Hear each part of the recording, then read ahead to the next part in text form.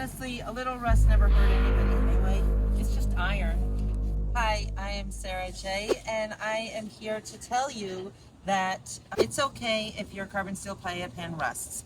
Here's one that we've got that we're going to use today. It's a 32-inch pan, and as you can see, the last person who used it wasn't me, but the last person who used it did not properly maintain it, which is basically, I'm going to show you, it needed to be dried and rubbed with oil. This was left to dry, air dry, and this is what we got, a lot of rust. But don't worry, we can fix it.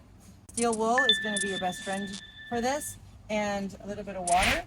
And I'm just going to go at it, and I'm just going to take the rest off. Look how quickly it comes off. This is not a big deal. Do not freak out. The pan is not ruined. Nobody should get in trouble, and you know, it's no harm done. This is carbon steel. It's a reactive metal. It reacts with air, and it'll rust if you don't coat it with oil, which basically just seals the surface. So it's one extra step on the cleaning side, or if you don't do it, it's one extra step on the preparation side before you start cooking. Get it all off, and then I'll put some water on and see what I've got. There may be a spot here or there I still need to do, but you'll see that a rusted pan is nothing to wring your hands over. Just like, oh well, that's nature at work. Let's see what I've got. I'm going to pour some water in here and dump it out.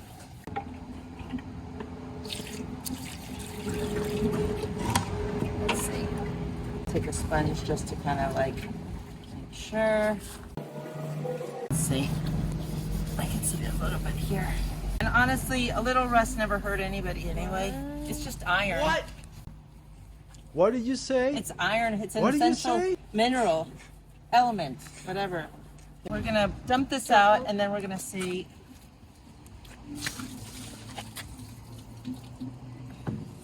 See that? Most of it is off, but now I can see the sections that I need to finish up on. I had a hose out here that would also make it a little easier. I could just hose it as I'm scrubbing and see what I've got, but I'm not even, I don't know if you can tell, but I'm not scrubbing that hard. It's, you know, it doesn't take that much muscle. I'm not very strong anyway, so. Okay, rinse. Woo. My good shoes.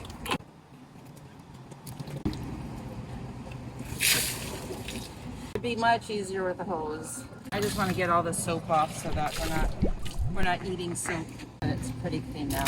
So, okay, now let's just say, I was going to store this pan, and I'm not going to use it today. I am going to use it, but if you were gonna store it, the next step after you clean it, whether you've got rust on it or whether it was just used for paella, it doesn't matter.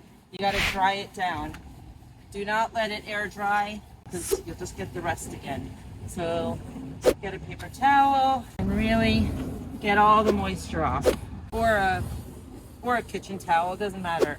I'm not worried about that. But you see how nice this pan looks? Like, get a good. This is what a used, seasoned pan looks like. It over time it just gets a little darker. Okay, now. This is the critical step that you don't want to forget. It's dry, so it's not going to rust right away. But now you need to seal it with a bit of oil. So take some olive oil or vegetable oil. This is just plain old vegetable oil. Just put a few drops in.